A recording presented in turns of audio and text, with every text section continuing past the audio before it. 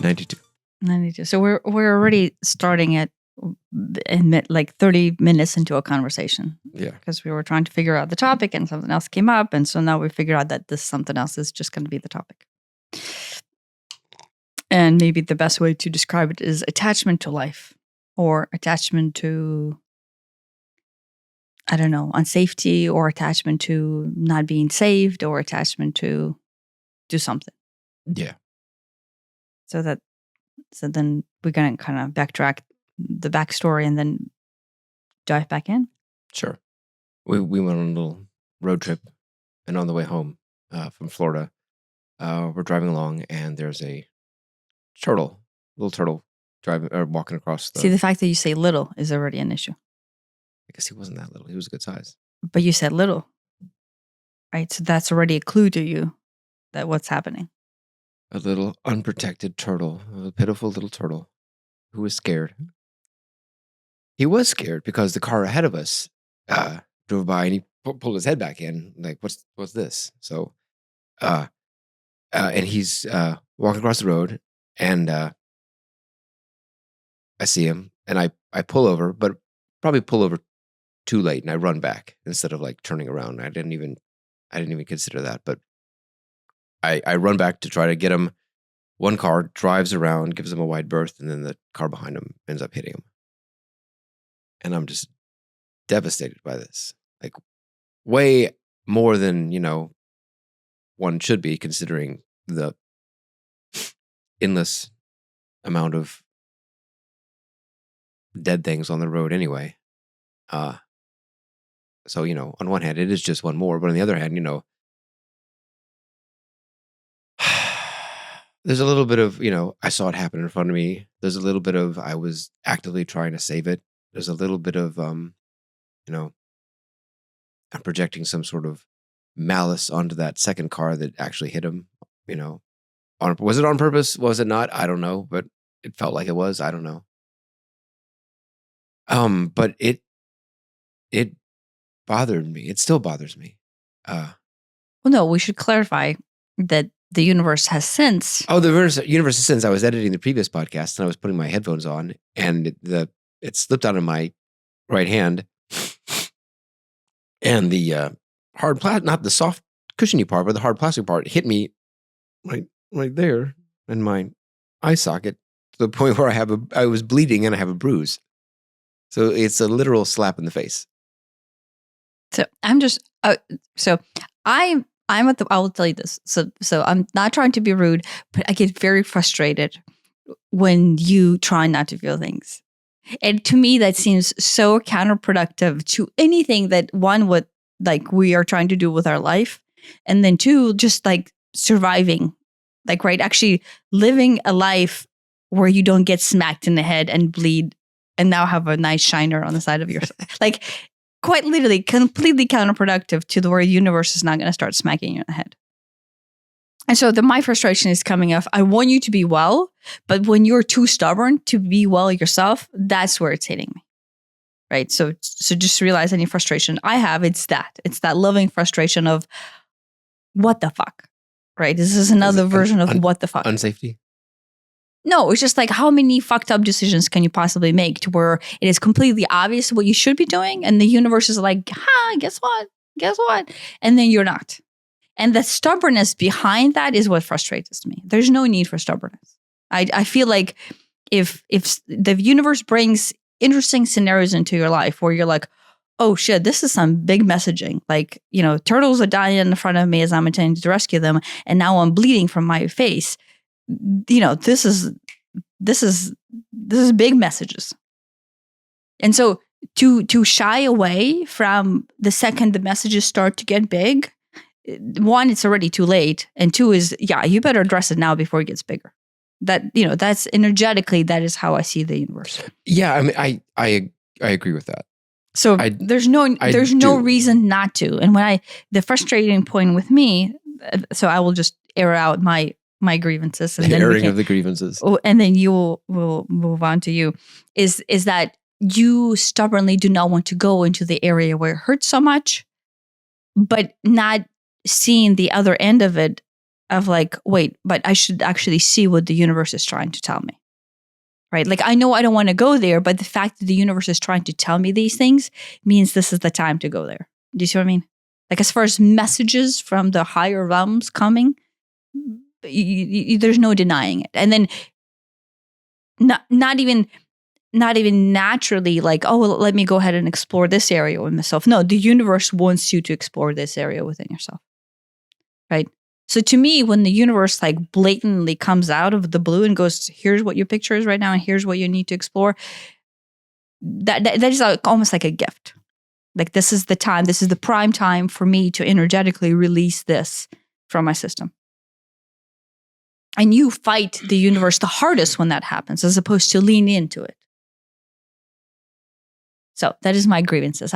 So any frustrations that you hear out of my voice, both Elliot and dear listener, is just that. It's just that there's no point. At this point, there was never a point to feel it to begin with, but there's no point to feel it to begin with because this is quite literally in your face. In your face. And you're bleeding from it, and now your face is blue. Yeah. I mean, I agree with all that. So I get frustrated when the universe is that blatant and people don't listen, especially people that I love around me. They tend to be stubborn donkeys. I mean, I agree with all that. I intellectually agree with all that. And at the same time, I don't know. This one has been so weirdly painful that it's like, there's been a lot of resistance to going into it. It's all painful. Yeah, I know. And you I have know resistance, it is. I know period. it is. I know it is. You just specialize in resistance. Yeah. So the fact that this one feels like an 8 instead of a 3, it just means it's sitting deeper and you're refusing to go into it more. That's just all it means. So, I mean, I have spent a good amount of time thinking about this. Thinking about this or feeling about this? Both. And, on one hand, I as I'm, running to save the turtle, I'm like, I'm the rescuer, right? And I'm like, well, it isn't, I don't have to be the one to rescue it, right? If the person had gotten out of their car and taken the turtle off, that's great. That solves the problem. I'm using big sarcastic air quotes around that. And then I would feel good, right? If I happen to get the turtle and move him off, okay, problem solved. Same thing. But on the other hand, I'm also the turtle trying to be rescued, right? The turtle wasn't trying to be rescued, but you're projecting the fact that he needed to be rescued. The turtle was innocent and blind and had no idea that he was going to get killed. It's the innocent and blind of the turtle that he's not asking to be rescued. He's just innocent.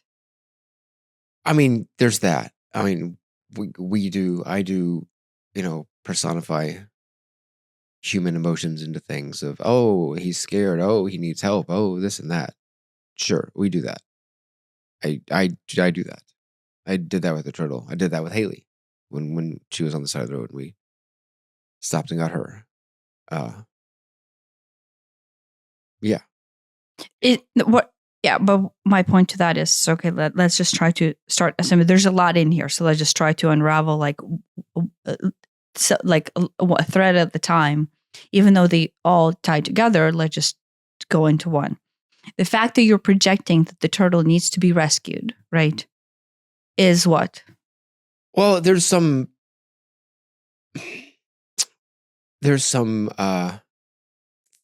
sense that I feel like I need to be rescued. Yeah, by who? Rescued, saved, something in that neighborhood. By who? I don't know. I don't know. I don't know if there is a specific by who. By someone? By someone. Going back to, was that last episode? Yeah, last episode, the someone. Yeah. But how you feel, though, in the moment of you needing to be rescued, how do you feel? emotionally, like energetically, right? Like go into the portions of the body that actually have the feeling. There's a helplessness. Yeah. Yeah, there's a. I don't know if weakness is the right word, but it's somewhere in that neighborhood, like a.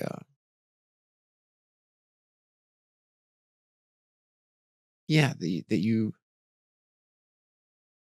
There's some like primordial need for support. But you don't have to say primordial. Like in your case, go into your childhood, like in this I lifetime. mean, yes, it's. I mean, okay. Personally, it is easy to see how like. Oh no, does the feeling go into primordial or does the feeling go into your childhood? It goes into primordial. Okay, so primordial what? Unsafety? Being left behind or Yeah, unsafety, not being being left behind. It's not being left behind. not being supported? Not being supported is better than not being left behind.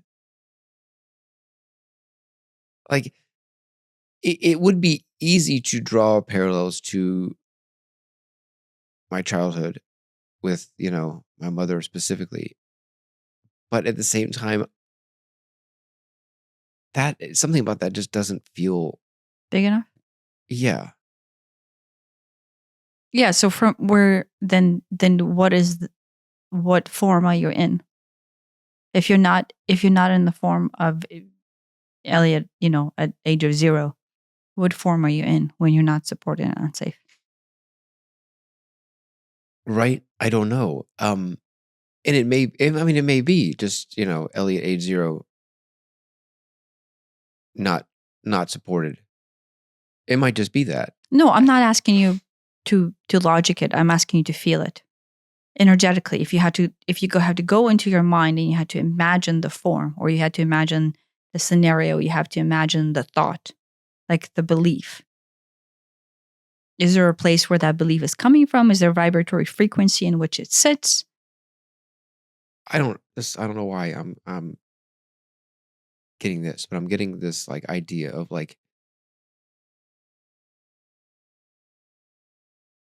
there are some like indigenous peoples who once the boy comes of age, they go out on some sort of quest, right? They're almost like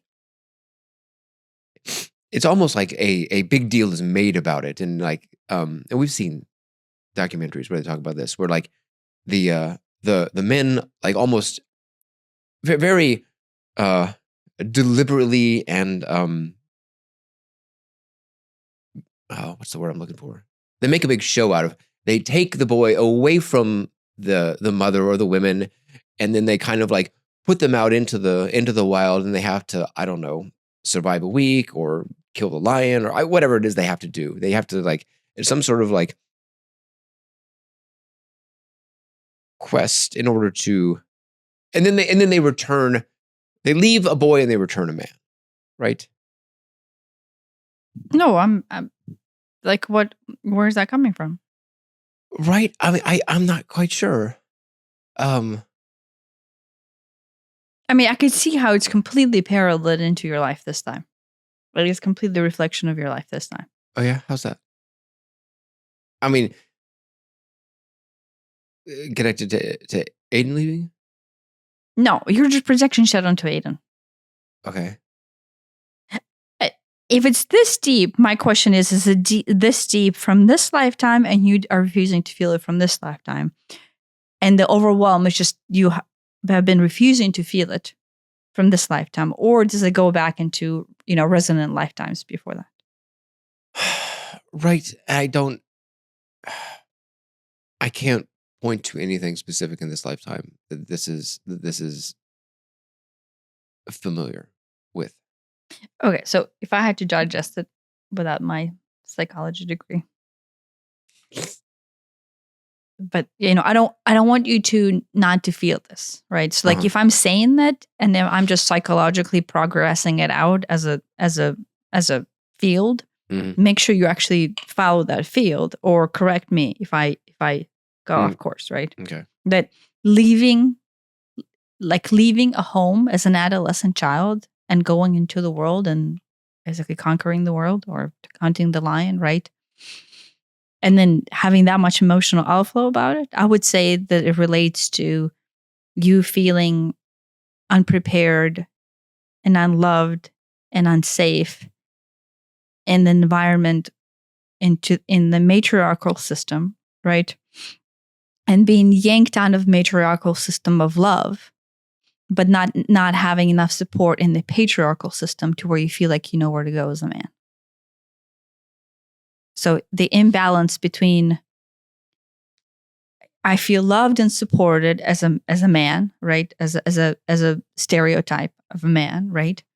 And then that love and support then allows me at some point to separate myself out of the masculine or the feminine, right? The supported feminine, and then be able to transition into supported masculine to where then now I can make steps forward as a man with supported patriarchal system, supported masculine, right?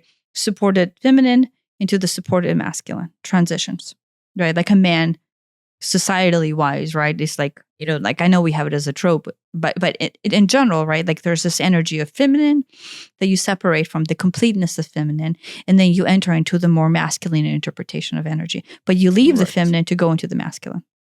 Okay. Does that relate so far or not? Maybe. Okay. So then how it would translate to you, or the pain that you would not feel in this or feel in this, is that you did not have the matriarchal support of the feminine to where you could even anchor into anything at all, right? I mean, that is true. So in order for a man to be able to step into a manhood and be able to exercise his masculine being, you would have to have it balanced out with the support and the expanded version of self from the feminine standpoint. And if I had to classify your upbringing, I wouldn't say that you had any support from the matriarchal feminine standpoint. So when you go into the world and you're being thrown into the world, thrown to the lions, quite literally, right? Because that's the scenario that comes up.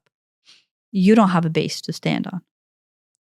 And on top of that is you don't even have the patriarchal system, the masculine, to where you can draw example of, to where you even know what you're doing. I mean, that's true too. So you don't have the feminine, nor do you have the masculine. Yeah. So as far as having a baseline of support, like baseline of feeling anchored and being able to make decisions and feel safe and feel empowered into any of it, none of that exists. I mean, that is true. So that does connect to this life.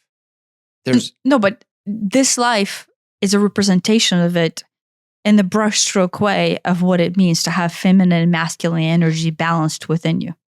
So if I had to draw like astral interpretation of it, like universal projections of feminine and masculine energies being balanced, and then you drawing support as a male from it. I mean, that's what male struggles with most of the time. Is what this is quite literally the example of what was happening upstairs with Annabelle, right? The men do not have the understanding of the feminine support if they did not get feminine support in their life. Yeah. Or perceived not getting. Right? Yes. Like the truth is, it doesn't actually matter. You perceived yourself through the karmic cycle of this incarnation not to have feminine support. Yeah. And so in your case, feminine support could be interpreted as not there, or actually the opposite of safe. Yes. Do you see what I mean? Which is worse than not there. Yes, it is. And if it's opposite of safe and you have to go out on your own because you have to leave this system, right? Because the system is actually endangering you. And if you go out on your own, you don't even have the leg to stand on to where you know what it is like to be a man, because the man in your life, in this case, we kind of talked about this when we were in Florida, is, I mean, I'm not going to use the rude term, but did not have masculine energy to offset the complete overbearing of feminine. Yeah. And in the case, not positive feminine, just an overbearing negative energy that should have been a representation of love and feminine beauty as something else. Right. Right. No, I mean, that much I have realized in the past already. Right. Yes. So is this related to that?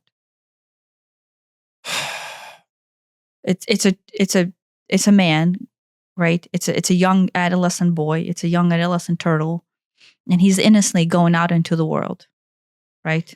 Crossing a dangerous road where there's lions in the savannah, Right. right? And he has to have the skill set to survive, but he's too damn innocent and unprepared to make it into the world. And so here comes the freight train and just crushes him. Yeah. I mean that. Yeah. Yeah. That's I'm very. drawing this larger, matriarchal patriarchal system to it, but the emotional trapped energy behind all of this is what you need to feel. There's a. I'm not sure if it connects, but somehow it feels like it might. There's another past life that I've been remembering lately, and I don't have all of it.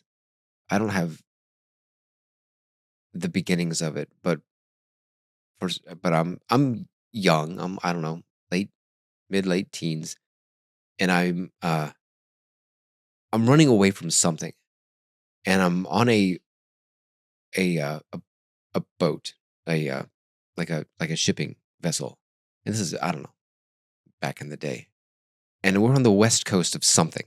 I don't know. Feels like England or Scotland or maybe I don't know, somewhere over there, and we all and it's nobody. There's other ships, right? But nobody else is leaving because there's a storm coming. But we're leaving, and we all know that something's up. That it's like whatever cargo it is like stolen, or it's like, weapons, or it's something sketchy's going on. We all know it, but we're doing it anyway because I don't know, we're getting paid or whatever. We're just going along with this, and so we leave out into this storm, and I fall overboard and drown. We were just in Florida. Well, this even before Florida. No, you have remembered this dream many, many times. But we were just in Florida and you were almost drowned.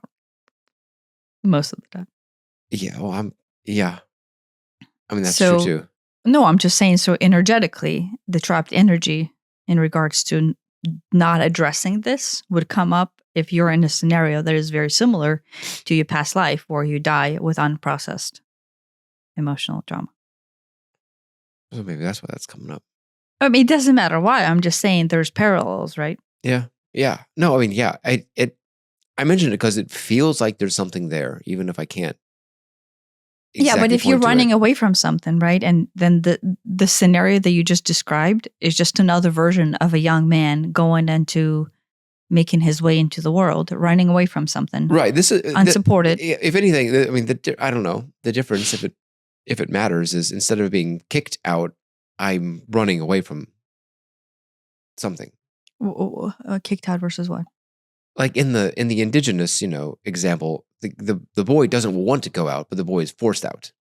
In my past life, I am willingly, deliberately removing myself from I don't know what in order to run away. But the circumstances that are irrelevant to the idea is that you are unprepared. You wish to stay and you're leaving. By your own accord or forced, it doesn't matter. Leaving because the circumstances of home are bad is the same thing as forced. I don't see that differently. I don't know if it's home. I don't know if I'm running from the law. I don't know what it is, but I'm running from something. Are you running from an abusive father? I don't think so. I think. Are you running from an abusive father who abuses your mother? No. Then what are you running from? I don't know. I haven't figured that out yet. There's no need to figure out. You just go into your mind and energetically have it come up. Like there will be a vision that is associated with what is that you're fearing. They're like bad people who are trying to catch me. Because you did something bad? Did something bad or did something bad to them, whether that was, bad or not. There are people after me. I don't think it's family. I think there's some, I don't know, whatever the Irish mafia type of a situation is. There's some gang or something after me. And like getting on a ship seems like a great way to get out of Dodge. So you're bad. I don't think I'm bad. Whatever I did, I don't think was a bad thing, but whatever I did upset the bad people, and So, they're after me. but so you're innocent. Yeah, actually, I think I'm innocent. I think whatever I did was actually probably a good thing in a moral absolutist type of way. It was the right thing to do, but it pissed off the wrong people, and now they're after me, and so I'm trying to escape some sort of, I don't know, they're chasing me down for some reason. But just like the turtle, you're innocent, and you're just trying to get away, or you're just trying to get across, Yeah, yeah, yeah, or just like the little boy being kicked out of the tribe. He's innocent, and this is just a thing that the society does, throws him into a situation that's dangerous. yeah, yeah, So all of those things have that parallel in it. yeah. Hmm. So what does it mean to be innocent and to be thrown into the situation that is overwhelming and you're unprepared for? I mean, it's scary. It's unknown. It's unsafe. Um, is there like a shaky self shielding that you're trying to do in order to, So, yeah, like are you shaking, and then is there like, are you trying to protect yourself, and then it feels completely hopeless trying to protect yourself? Like you're basically shaking from fear or from the overwhelm. no, I don't feel the shakiness. What do you feel? There's a there's like this sense of like imminent danger. And how does that feel? I mean, it's scary, but shaky is not a word I would use at all to describe it. I mean, I think I know what you mean by shaky, but I don't. It's not shaky. It's not paranoid either. But that's closer. It's that No, there's a feeling of impending doom. how does it feel in your body? Words to use to describe it. Any word. It's frightening. And then what do you do when you're frightened? Is there a response in the body? That you have to feel it somewhere in your body. I mean, the response is to run away, Okay. to in the fight to flight ratio. It's all the way over to flight, to run away from it. Yeah, but running away is removing yourself from a situation that feels completely overwhelming and dangerous. Yes, But if you're in the situation, what is it that you feel? Where do you feel that in your body? Or if you can't run away, what if you're stuck? I mean, it's back to here. So And then what's the vibratory frequency there? that I mean, I don't know if it's that I can't say anything, or that saying anything doesn't change it, or that saying anything is just going to make things worse. There's no, I can't I can't express what I feel, what I want to express. I don't know that I'm unable to physically, so much as that that isn't a good idea to express something to the people who are trying to hurt you. Out of fear? Uh, I mean, yeah, I guess fear, but like if the mob is after you, you going and telling the mob how you feel is the opposite of surviving, because then you're putting yourself back in danger.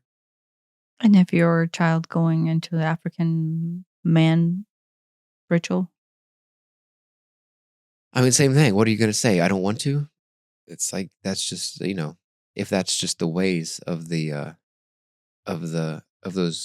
peoples, then And yeah. so if you are Elliot and your mother's doing things that make you feel things that you don't want to feel, or make you do things you don't want to do. I mean, same situation. you know, I mean, I never felt like I could say anything, and even if I did say something, I like intellectually knew that best case it wouldn't matter, worst case, it would be worse. So like fear of retribution, There's a fear of retribution. At the same time, there's a hopelessness of like, sovereignty. yeah, like it doesn't like even if I do try, it's not going to make a difference. It certainly won't make a positive difference. It'll be neutral to bad. So there's no point in trying. So do you even have a voice? No. So when somebody drowns, what is it that they're doing? Yeah, I mean, I can see a parallel to you're to inhaling water. You can't say anything. Yeah. Can't breathe. No. Can you breathe? No. I don't know. I mean, that was in me the whole time. This idea of on one hand, it's some sort of your coming of age thing slash you know being forced into some situation that you don't want to be slash I don't know. I mean, that is like that's I mean that's like a mini version of the hero's journey too. Some sort of person goes out on their own and slays the dragon or whatever, and then returns more than they were.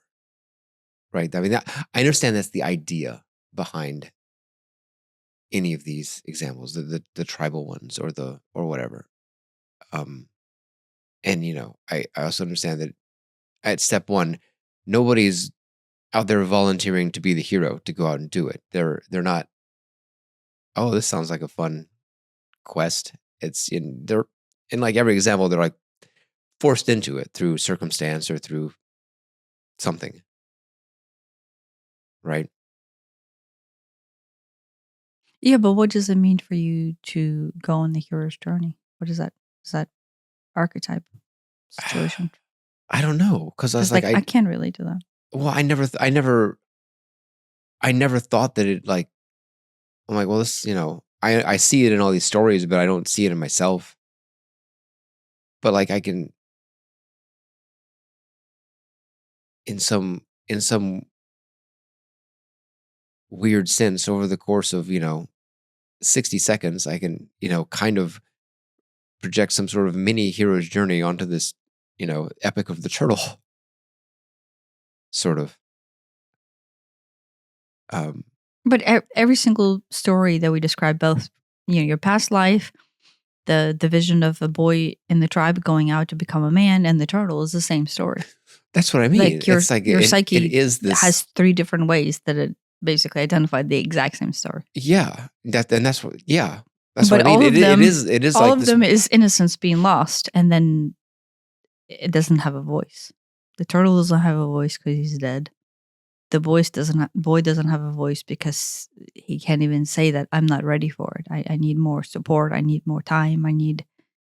I feel too afraid to do this on my own. And then in your gangster stowaways situation is there's no point in talking to the mob because the mob is just going to murder me. So it's better go out and die out there, in the ocean than to say something. Quite literally.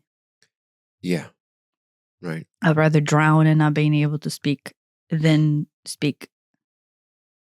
Right. The decision not to speak is a decision you made in that lifetime that led you into dying. Right? That arc is because you could not speak. You died not being able to speak. Yeah.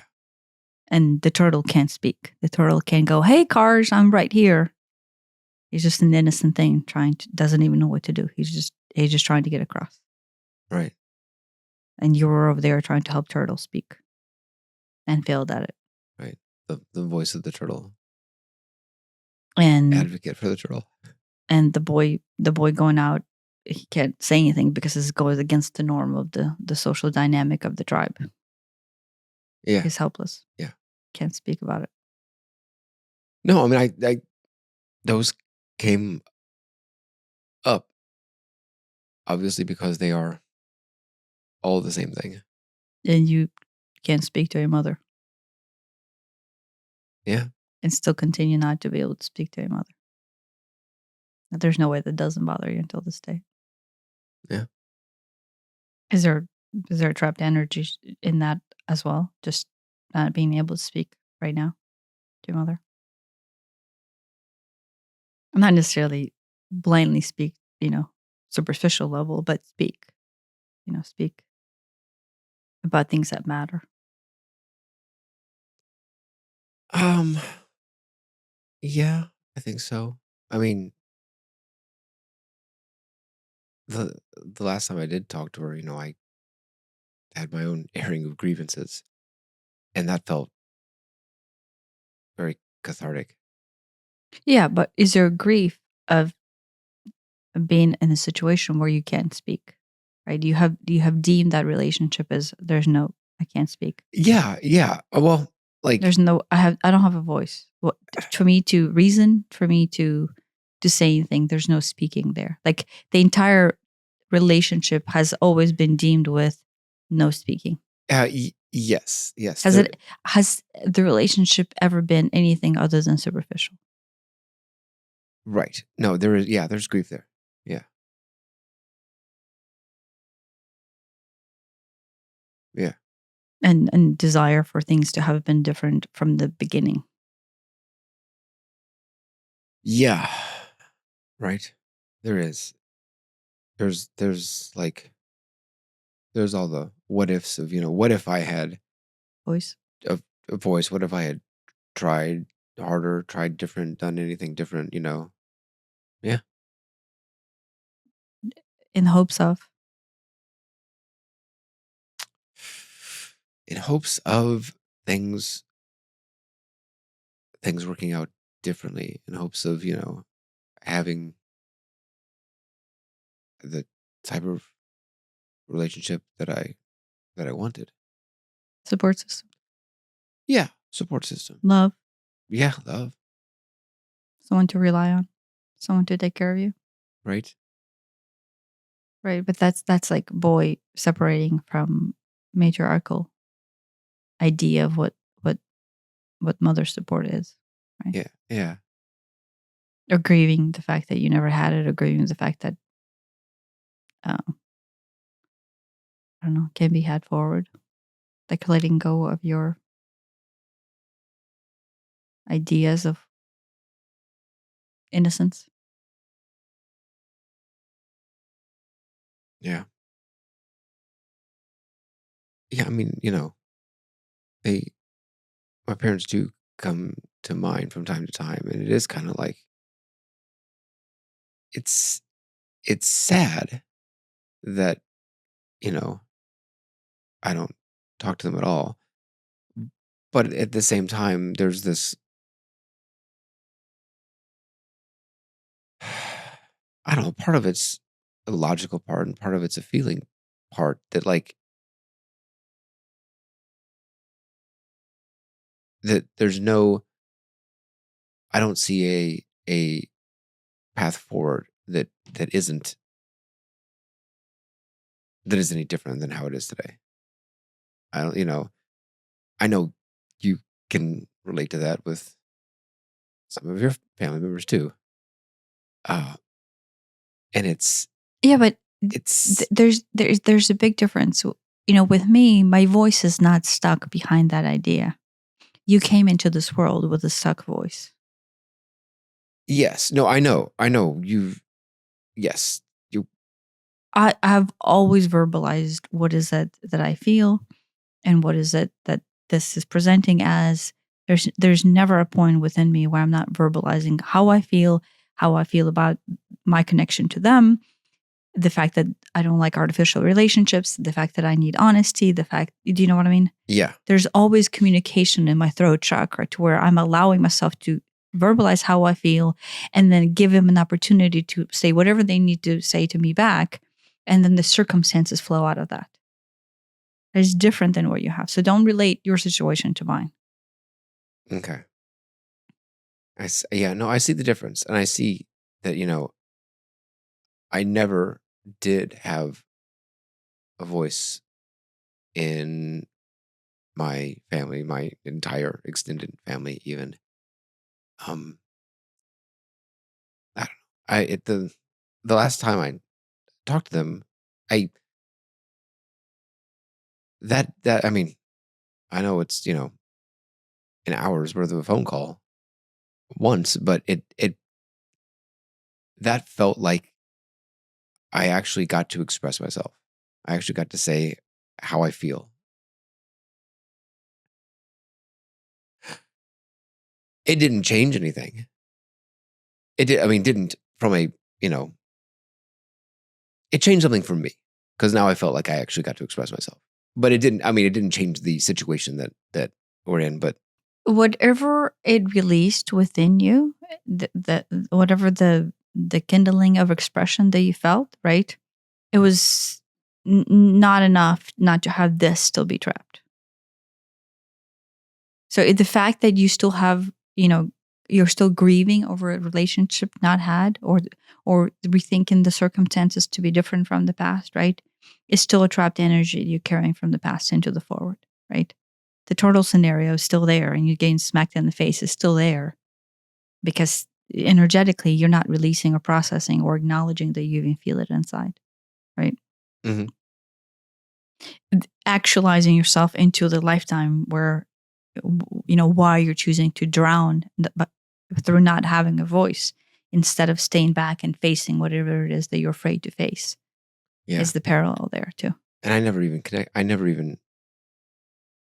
connected it like that. Well, usually past life death quite literally represents trapped energy. I saw the storyline, but I didn't connect it to voice. Drowning is not being able to breathe. Yeah. But you're. My other one that was, which is same thing. Also not being able to breathe. Right, but I think with you, when you don't say things, you can't breathe. And if you say things, you're so nervous that you can't breathe. Like that, usually that is your response, your physical response in the body, right? Like, the overwhelm is I can't breathe. Like when you had your panic attack, remember? Like it feels like you fucking can't breathe. It feels like a heart attack. I don't remember breath on that, but no, but a heart attack the panic attack has nothing to do with the heart. I understand. Your entire system is in such a shock that you basically can't circulate oxygen through your body. You're overboiling on the inside. You're over shaking on the inside. This is the shaky energy that I'm talking about. Yeah. No, I understand the shaky energy. Yeah. You understand it, but you're saying you don't feel it. I'm saying I don't feel it in whatever context you just mentioned. There are plenty of times where I do feel it, but that was not it. Whatever that was that you mentioned earlier didn't feel shaky. There are things that feel shaky, but that's not one of them. Yeah, but you're not allowing the energy to even come into your throat to where you would actually activate where it's actually going to get trapped. Like basically the pranic tube, right, as it's supposed to flow through your system is completely cut off at the throat. And so you can't process or let go if you basically have this huge dam around your throat chakra. So the suppression, mental suppression, logical suppression of any energy flow in regards to that much pain that would cause the shaking, would cause the release, right? Like when Annabelle was going through her thing earlier today, right? She was literally shaking. And I'm like, that's great because you're like releasing this overwhelm. The system is overwhelming. You're releasing it through the shaking, right? Yeah. And we did the shaking practice upstairs. And that all had to do with the voice thing, right? But the open system of that would let you to go there. It would let you to be shaken, right? Mm-hmm. And then you would you would just verbalize any sound that is associated with that shake-in. And then it would quite literally allow you to open into your upper chakras. Right? Like right now, do you feel circulation in your face and in your forehead and in your head? I feel more now than I did before I did the jumps. Yeah, but do you feel the difference? Do you feel the cutoff points? It still feels like there's work to be done. Yeah. But I mean, I can tell what, the valve at the valve at 10% feels better than the valve at 0.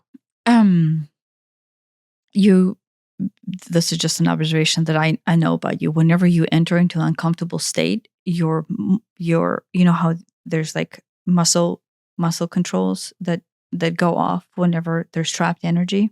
You have muscle control that around your mouth that like you basically torques in a locked jaw, uncomfortable way. Whenever you're trying not to feel something, Yeah, the entire jaw just kind of like fuse itself and it becomes. You don't have to be self-conscious about it, but your father quite literally had to have mouth surgery. yeah, that's not lost on me. But I'm telling you that's how not having a voice looks like.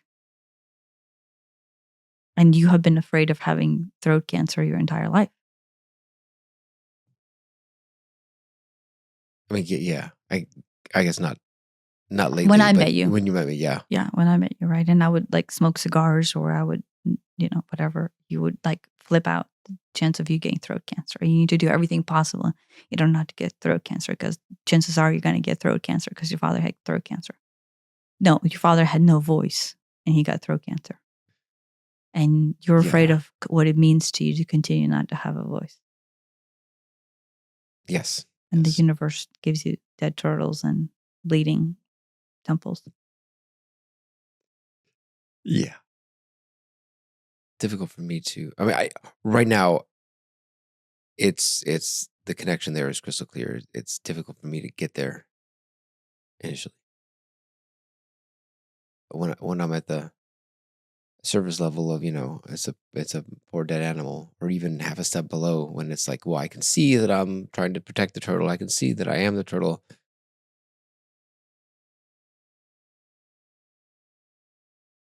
No, I mean, but It feels. Yeah, with you, the whole point is you're not ever going to allow yourself to feel whatever you feel because you don't even have a solution of what to do with it once you figure it out. Right?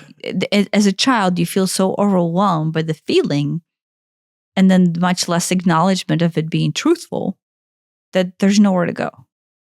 It reminds me of like in like high school where we read a book and it's like, well, talk about like the deeper meanings. And I'm like, what deeper meanings? This is the story. And I don't see, somehow, maybe some kids in the class get it, but the teacher either gets it or the teacher has her cheat sheet that explains it. And it feels like 3 levels deep. Oh, well, we're actually talking about life and death. I'm like, what are you talking about? It had nothing to do with life and death. It was about what. But that's a symptom of not wanting to feel and have an emotional range where you're allowing yourself to experience your truth. Yeah. No, yeah. Are you verbalizing your truth?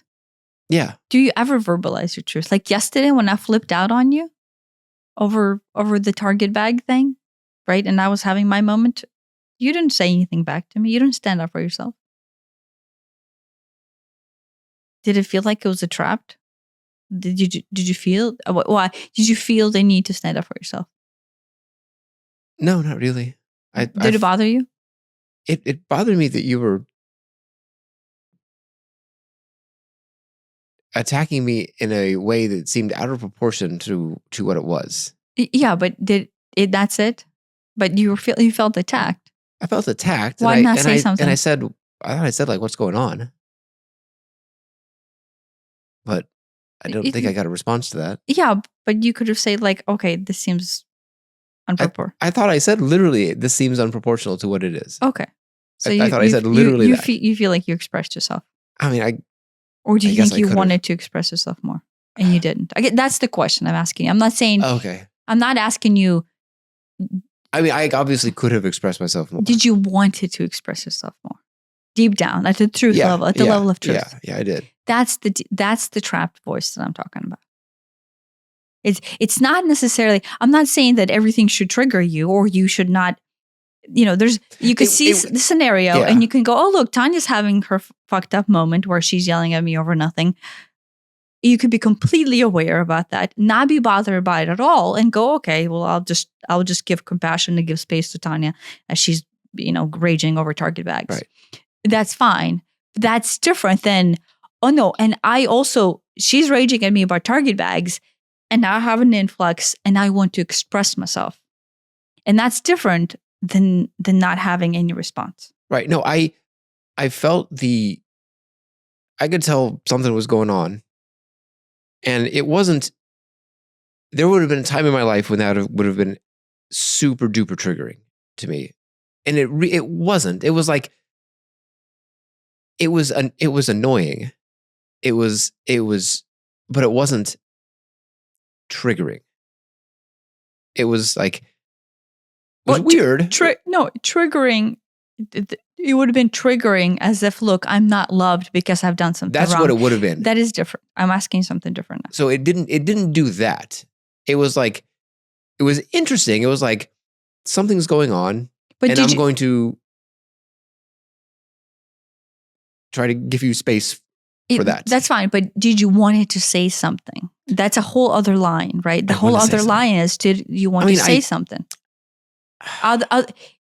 Was the voice used how it was meant to be used? No, I guess I felt like I should have said more. I don't know what, but more.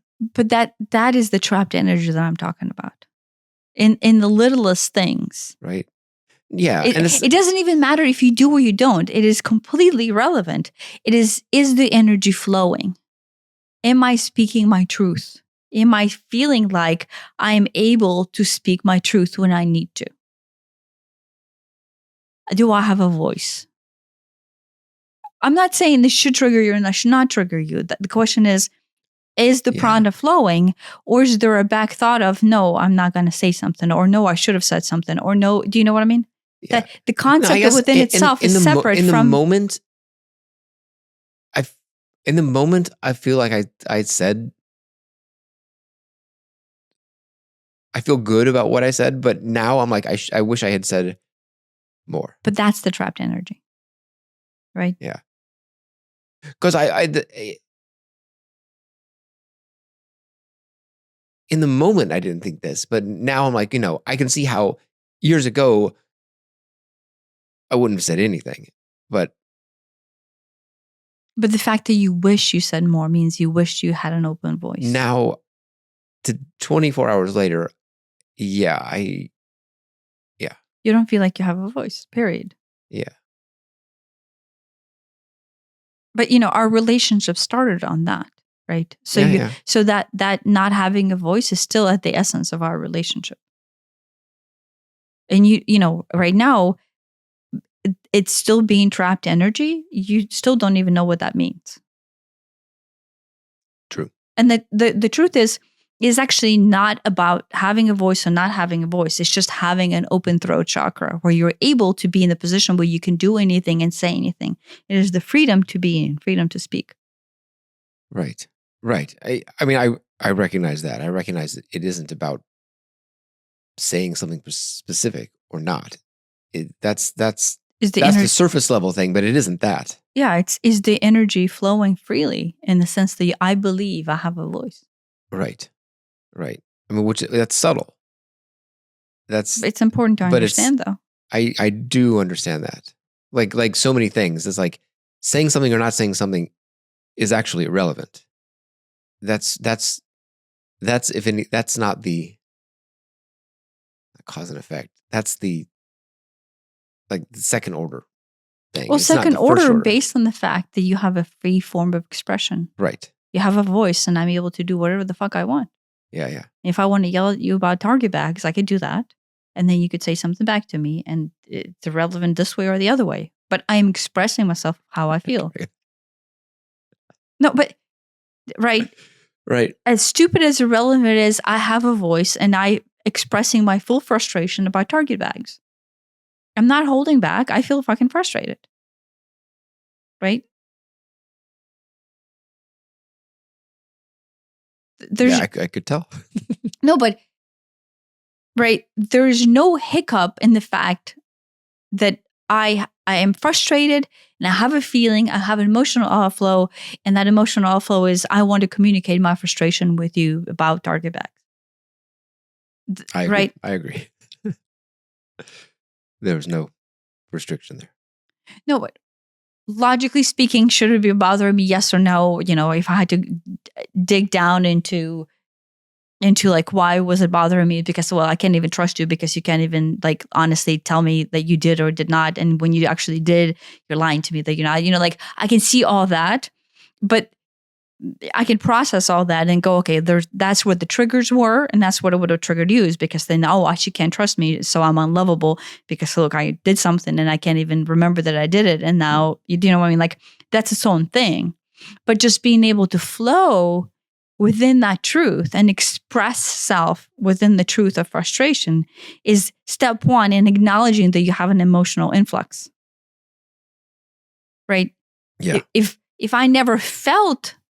I actually felt what I felt and I never actually expressed it, how would I ever be able to dive in and go, why is this bothering me so much? Yeah.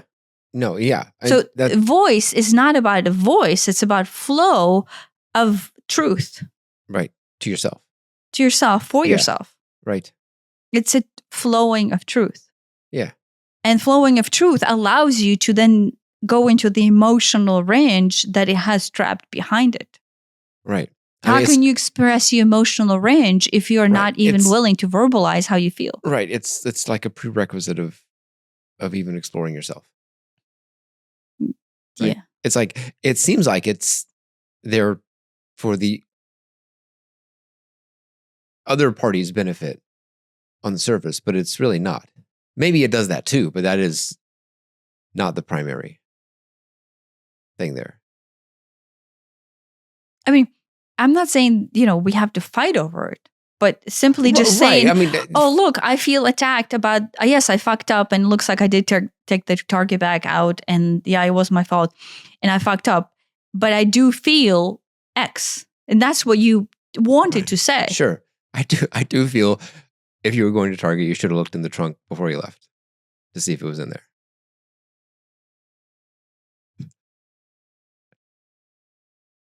After a week. Does it feel uncomfortable saying that? Yeah, a little bit. Why? Why? After a week of knowing that it's not in there, because we were on a trip, that if you were going to Target, you should have looked to see if there's a Target bag, or more accurately, a Lowe's bag. Because it isn't a Target bag. You do realize there's a way to communicate of how you feel, and then there's a way to be a dick about it. Right. And then what you have not perfected is not being a dick, as opposed to just having an emotional conversation. Right. When you and I started a relationship with ethics and you just wanted to fight with me. Yeah. Because you wanted to find a way to have a voice. Yeah. And your way of having a voice is being a dick. As opposed to go into the emotional range of it and go, when I talk about capital punishment and somebody losing their life, I guess you were pro capital punishment. Is because, I don't know, people, I guess, need to be punished for their sins. Because my grandmother was murdered and then, they cut the Your guy. father was all pro capital punishment. That was the spin. Right. Yeah. But, we're not having a right discussion. If we're arguing about why we need to kill people because they have killed someone else, we're not talking about how we feel deep down. Right. I feel hurt by the world, and this person took away my most loved person. That's the conversation of capital punishment. Right. But that's the problem with every important conversation on Earth right now. Including target bags. Right? You don't have to be a dick like, oh, guess what? You should have checked. And it turns out it was actually a fucking Love's bag. And I could be a dick and go, well, guess what? I just thought instead of fucking taking it out, you would have put it in the huge bin down there that was empty. And then it would have just been there. Right? Like you and I could argue over nuance and pointless details. We both clearly made assumptions as well. Yeah. But I feel like I can't trust you when I ask you, hey, where is it? Or just go, oh, look, this is a return. Instead of me taking it out of the car, I could just tuck it into the side or tuck it into the huge 2 feet by 4 feet empty space down there, right? Which is what the right thing to do logically. Like if you're a human being that uses logic. Who's being a dick now? But that's what I'm saying. Do you see what I mean? We can Right. logically, Right. that is what we did for 20 years of our life. But I had that huge 2 foot by 4 foot thing filled up with travel stuff. Considering how much that Target bag had, wouldn't have caused it pain at all. But Again, it's not a Target bag. It never was a Target bag. So I do feel... It doesn't matter. Maybe it was a Lowe's return. I do feel justified that I never actually did remove a Target bag. You're such an asshole. Oh my gosh, you're such an asshole. I feel like flashing a picture here and the viewers can judge if it is a Target bag or not. It doesn't matter what the return was. The return was, period, a return. There's a TJ Maxx bag inside that bag as well. I see that. I saw that. And that's also a TJ Maxx return. It was just all in one bag. It was a return bag. Obviously, I took it out whenever I prepared the car for going to the graduation. I don't remember specifically doing it, but clearly I did because it had to come out at some point. The conversations that you and I spent months arguing about during a 3 or 4 months of ethics class was surface-based bullshit that had us arguing back and forth with each other and never actually addressing deep down what the emotional trauma is. And I would go into like, well, why? It's a life, right? Like it's a life that cannot be spared. And you couldn't go into the emotional depth of, well, fuck, it hurts. Yeah. Right. So the reason what you're arguing for is because you couldn't go into the emotional depth of it just hurts. And it hurts so much that somebody should be responsible for this pain. Yeah. And that responsibility is killing this person. But that's the same thing as not having a voice and not having an emotional range to see past the Target bags or those bags. And then, oh, I should have checked it. And then actually going down to what is this actually about? The fact that this is even a scenario that I'm frustrated at you over something that triggers me, that like, how can I even trust him if he can't even follow logical 101 about like not taking something out? Or if he did, putting it back in, right? That's my trigger. And on your end is like, oh, look, I'm being attacked by something that is in no way my fault. Yeah. And that's your trigger. And so then from there, you can be visually going, oh, look, it would trigger me into, look, this is an unlovable thing. And you can address that. But then on the other end is, oh, what does it mean for me to have a voice? Yeah. Yeah. No, I get the trapped energy should. It did. I didn't say it yesterday, but it did cross my mind that if you knew you were going to Target, you should have, and you knew you had returns, you should have looked in the trunk to see if they were there. I did feel that. Should have said it. But that's expression of self. Yeah. Why didn't you? I mean, there's this idea that, oh, I'm going to, poke the fire, upset you for no good reason. What's gonna come out of it is that you're just gonna call me a dick for saying it. And so, what does that mean? So it's like it's just easier to not do. It's easier not to have a voice than have a voice. Yeah, yeah. It's easier to drown than speak something that you feel. Yeah, but I mean, right? Which is how I've always felt. But at the same time, it's like it's. But it is okay to have an argument and to argue things out. And it's okay to express like, oh, this is how I feel. It doesn't matter if you're right or wrong. I can call you dick because I feel like this is a dick thing to do. I mean, I've called you a dick my entire life because you pick some useless point that you don't even believe in, then you want to argue. But that you're arguing is you trying to find a voice. Yeah. And you just half the time go about it the wrong way. No, instead of going, this is how I feel, right? I feel attacked, or I feel like, you could have, it's not 100% on me, right? It's a discussion. But you winning an argument is somehow feels like you have a voice. Yeah, no, that is exactly how I've always been. But it's not about an argument. It's just about expressing how you feel. And and because you never go into, well, how do I actually feel, right? Like genuinely come to me and go, hey, I know you seem to be having a moment about this Target bag thing, but it makes me feel attacked. that is okay to say. Right. Which is You don't funny. have It's to go funny pointing out the target because the kids see it and say it. because kids have a voice. Yeah. Right. And I'm sitting there. They say it. I'm like, I agree, but I don't even chime in to say that. But it's trapped energy. What is the serving point in that? Right. No, I mean, clearly there's not. I think there's a skill set about just communicating how you feel as opposed to being a dick about right. this. There's a skill of tact in there, clearly.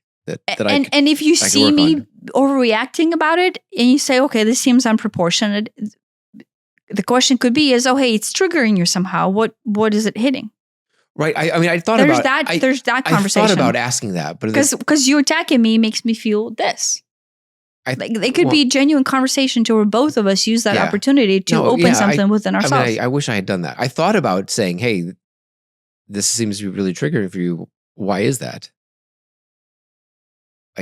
I didn't. I mean, I thought it was very self-explanatory on your end of why it's triggering me is because you did something. But it seemed like it was bigger than that. No, that's what the trigger is that I trusted you to do the right thing and you didn't. And then how can I trust you? Yeah, I guess to me it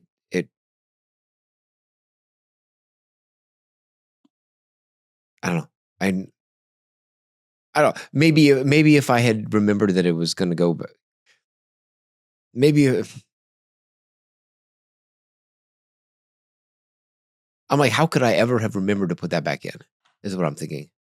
I don't know. It doesn't matter. I mean, it's knowing that you took it out. I guess that's maybe the fact if it happened to have been a target, because we have two other Lowe's bags right there on the ground. They're not Lowe's bags. They're dollar store bags. But they're gray. They're dollar store bags. They're dollar store bags. You're right, but they're gray. They look like the Lowe's bag. The Lowe's bag is like the same color. Maybe. And so I'm like, oh, and those are with me. Those returns are associated with money, right? Like returning something and making sure I'm able to return it within a 30-day fucked up target window or whatever, right? Because that's obviously my trigger. Is like, oh shit, we're probably not going to be able to return it. And so then, oh look, I'm wasting money by not following through with something that has a time frame.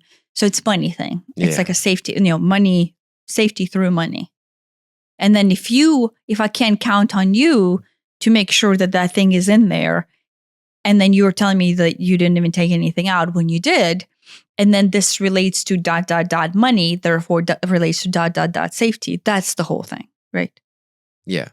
I was confused when you were talking about taking something out because I'm like, the trunk was completely empty when we went to the trip. So, well, to Annabelle's point too, but the fourth side there is chances are we just came back from the trip a day ago, so she's probably talking about something deeper than that, right? Right, but I thought maybe you. But you were just vacuuming too, right? Anyway, yeah. So besides the point, the conversation there is the deep trigger that I am expressing in my frustration about target bags, and in your case, there's no expression. Right. Not having a voice. But you have to recognize that flow. You have to recognize what it means like, what it feels like not to have a flow. Yeah, I mean, I can feel it, especially after the fact. I'm like, oh yeah, I can feel it. Obviously I can feel it during it, but I may not be always aware of it as much as I should be. Because your thought process is, I don't want to start a fight by saying something dicky. But it's because your first response is say something dicky, as opposed to, wait, let me override the dick part and actually go, chances are, if I want to say something dicky, there's an emotional output that I'm not, one, feeling, and two, addressing. Right, there's that. But that's it. It's only that with you. With me and you, that's how the relationship got started. Yeah. Your emotional expression is to be a dick. Right, because then I don't have to feel it. Then I get to push it back. It's your fault. I get to kick the can back to you. You kick it to me, I kick it to you. Kick it back and forth a few times. Yes, as opposed to acknowledging, why is it that I go into dick mode? Right. I mean, it's clearly a defense mechanism, so I don't have to actually feel it. I know. That's but there's got to be a recognition there. There's got to be a recognition of, look, I want to say something snarky and smart alecky and be a dick about it. And chances are Tanya's going to call me a dick. And then we're going to have this it's either a huge dick fight, or chances are she's going to have me call me a dick and then later go, what the fuck was that about? But then that's still you going into the emotional range. Right. But you can bypass and skip that whole thing and go, oh, look, I had this tendency to want to say something that is dicky. Chances are I'm feeling something emotional. Let me go into that, or actually say, hey, I'm feeling an emotional influx and I don't know what that is. I mean, that is adult conversation. I was going to say that is the adult thing to do. But lack of emotional maturity, lack of emotional responsibility of self leads to wrong conversations or no conversations at all. And then therefore no energy is actually moving and it's just distracting itself with little firework bubbles in the wrong directions. Yeah. Yeah. It keeps, if the conversation even happens at all, it's at the wrong level. Right. No, with us, we don't have wrong level conversations. I will always go. I know you will, but like, I mean, in general, between people, it's at the wrong level, and B, you know, with me, I'll sometimes miss the opportunity to find the right level of it. But everything that is frustrating is an opportunity. Everything that has an energy that should be flowing normally, that is a barrier, that is, you know, a dam damming off the flow, is there as an opportunity to be opened. By opening, quite literally, you know, parentheses, not parentheses, colon? No. M dash?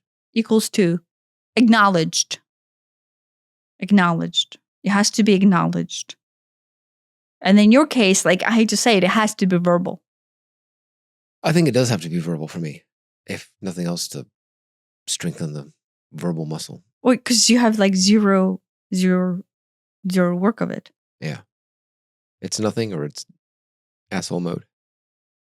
Yeah, because you don't have the emotional maturity to just honestly tell me how you feel. It goes into defense asshole mode. Yeah.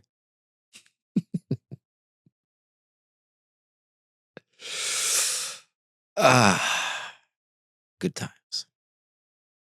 They are good times. Because the only way to have good times is to actually experience truth. That's when I get frustrated. Is there's no point in anything else. Everything else is artificial, right? And it's simulated under pretense of bullshit. And you know, what is the point of life? If it's not genuine, and that's where I get frustrated. It's like living in disingenuine processes, if nothing else, to others, but more importantly to self. What's the point of living? If you can't be genuine with yourself, if you can't be truthful with how it is that you are within. Yeah. Yeah. I mean, I do wholeheartedly agree with that. Even though sometimes it's very hard. Well, because it's not hard, is the hard is the choice into unacknowledgement. Yeah. No, I mean, I recognize it's yeah, I'm choosing the wussy path of not feeling, not because it hurts, it feels bad. I don't want to go there. That's what I mean. Which I also intellectually know is stupid, because I'm going to have to feel it at some point, and the earlier, the better and easier. And what just holding on to it, just sort of slowly poisoning myself. I know all these things. I am very aware of all these things. We've got 91 episodes under our belt talking about this. I know it. What's the stopping point? I'm just really stubborn. No, I think it's fear. Sure, it's fear. Sure, it's fear, because it hurts. It doesn't hurt. I'm afraid of it hurting. Yeah, you're afraid of it. It's fear of not knowing of how it will be. It doesn't actually hurt as much as you think it will hurt. It's the fear of everything. You're afraid of what it might be because you don't know. In the long run, once you acknowledge it and once you process I mean, and that's once true. you actualize, that is true. It is. Once you actually feel it, it is never as bad as you think it's going to be. but the child positioned everything under, I have no fucking clue, because guess what? At age of 0 or 1, you have no fucking clue. Yeah. Therefore, I'm afraid. Right. At some level, it feels like it might be world-endingly catastrophic. It feels it's possible that it's that. It never is, but if there is that fear that whatever it is I'm feeling, whatever it is I'm trying not to feel, is going to be really, really bad. But that's the shakiness. Sometimes, yeah. I mean, when you're afraid, Yeah. if you're afraid, is it tense and shaky? Like jittery? Yeah, I think so. Sometimes, maybe. No, but fear about how much is going to hurt. What is the energy? What does the trap energy feel like? I guess I don't know. I don't know if shaky. I still don't know if I would use shaky to describe it. Okay, fine. That's fine. What is it then? How do you describe it? I mean, it's a closed offness. So completely no moving energy, like not even shaking to break through, just solid block. Yeah. Okay. It's frozen. It's frozen is better than more accurate to me than shaky. Then memorize that feeling. Right? You can it is more of a lockup, the deer in the headlights type of thing. But so that means just there's nothing flowing whatsoever. Yeah. As opposed to too much flowing and then you're shaking. Right. I mean, then memorize that signature. You have to memorize that signature and go into that space. Because you have to identify that stuckness within you, and that stuckness has a frequency.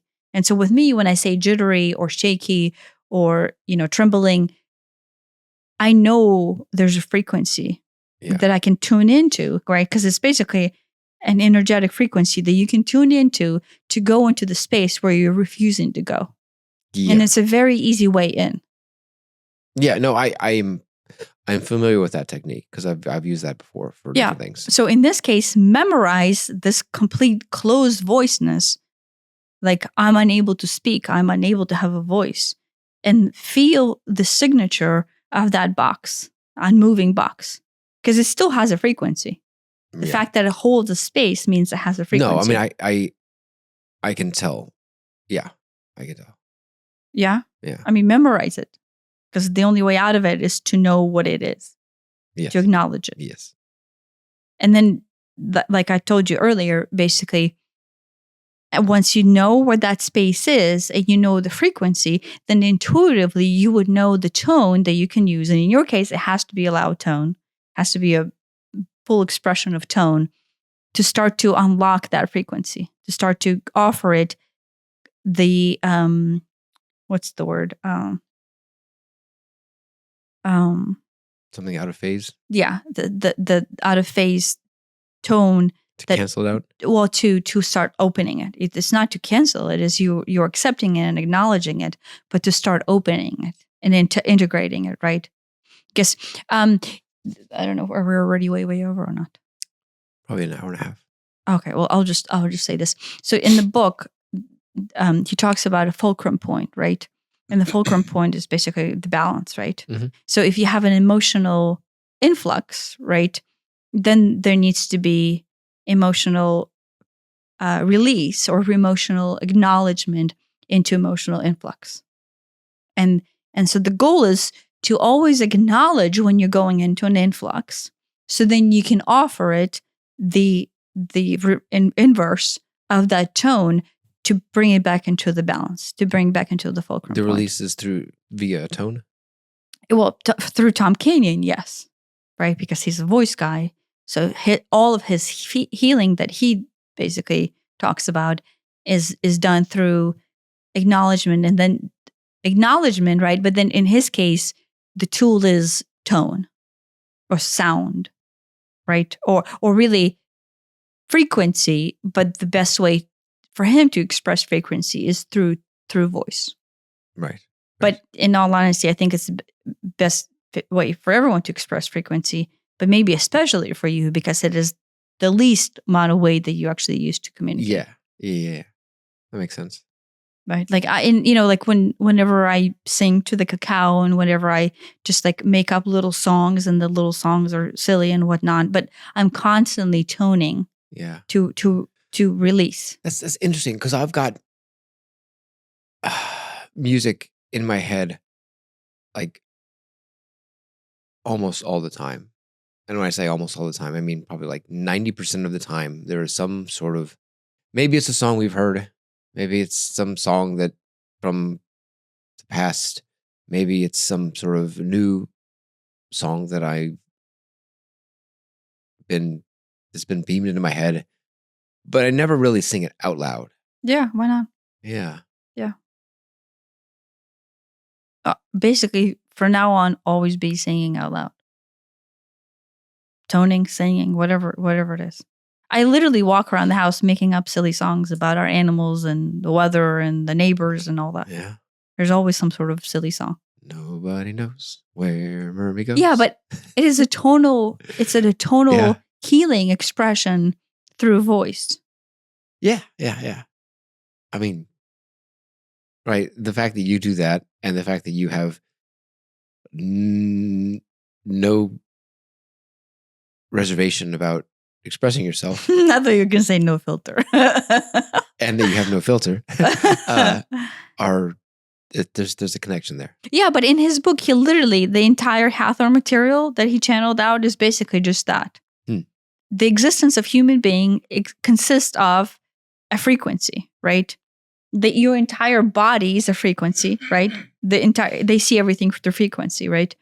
And frequency and the frequency of a kidney is different than the frequency of a heart, and the frequency of the heart is different than the frequency of the hair. And so everything is representative of that frequency, right? So quite literally, the entire form is frequency. And if you have unprocessed emotional trauma, right, it is just its own frequency ball. Just like hair is its own frequency ball, the emotional trauma is a frequency ball. And it has its own color and it has its own representation, however you want to interpret sensually, like through senses, right?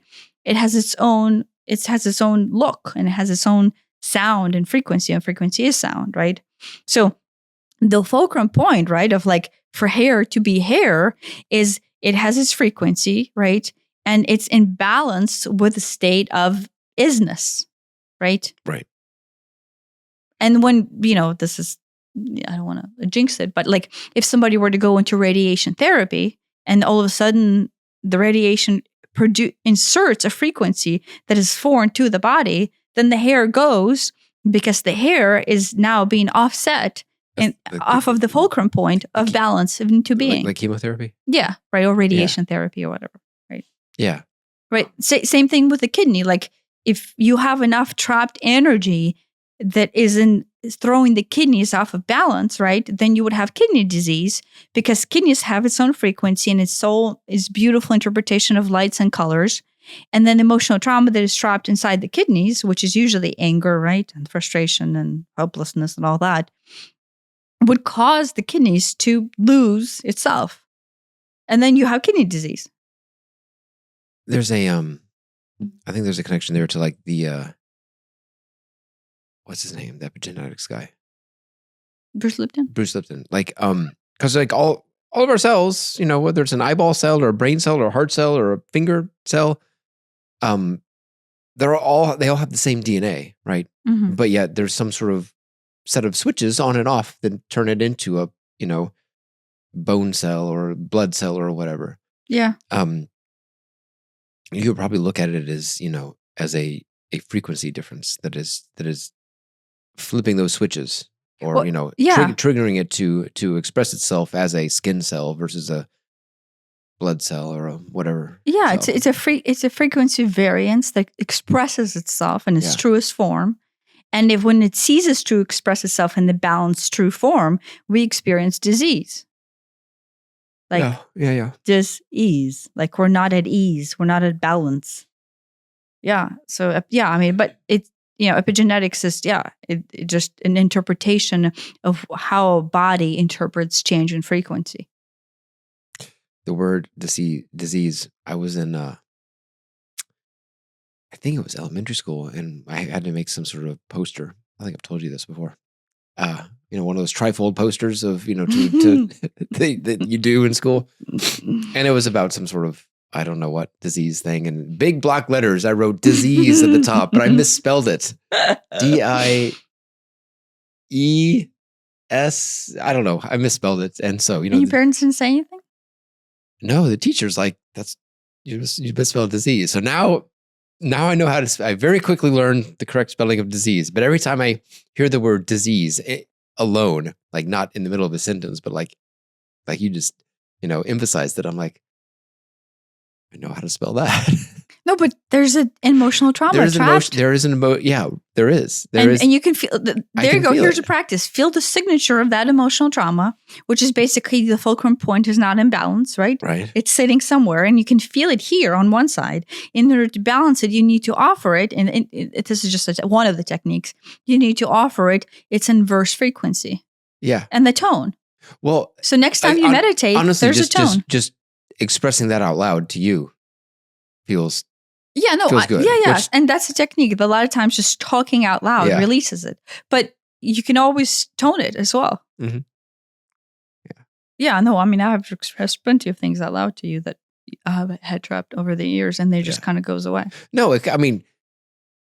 Acknowledging as your truth. Yeah, I've told you this probably several times, and it's funny. At some point it was, it was triggering, but it's funny now. It's a cute anecdote, but No, whenever I was reading that book, and then they're talking about how they see things, like their visual perception is their entire this frequency visualized, right? Like everything, like energy is visualized for them, right? And then they basically, usually if they were to interact with a human being, right, they could literally see the imbalances, right, or trapped energy. And if you think about it, like a full body scan type of like thing. a full body scan. If you think about it, like an MRI literally does that. It shows you density, right? Mm-hmm. And same thing with like if you do Reiki, right, and you do a body scan in Reiki, right? Like how does that? Whenever you come up, you do the body scan and you come across something that is trapped, you literally perceive it as darkness, or like a darker, not dark in a bad way, but a form that is different than the rest. And then there's a spectrum. You start seeing things in the spectrum. I guess okay. When you do a Reiki scan, how does do a scan? It's not a see thing for me, which is weird because most things are a see thing for me. No, it's not a see thing either for me. It's like it's similar to when you have the pendulum and it like is pulled to a spot or pushed away from a spot. It's more like that. It's more like there's this like field gravitational anomaly or something. But gravitational anomaly that is different than the fulcrum point. Yeah, but calling it darker doesn't relate. It's heavier. I could see heavier. Yeah, but to me, heavier means more different frequency than the rest, and the rest is fulcrum balanced. Yeah.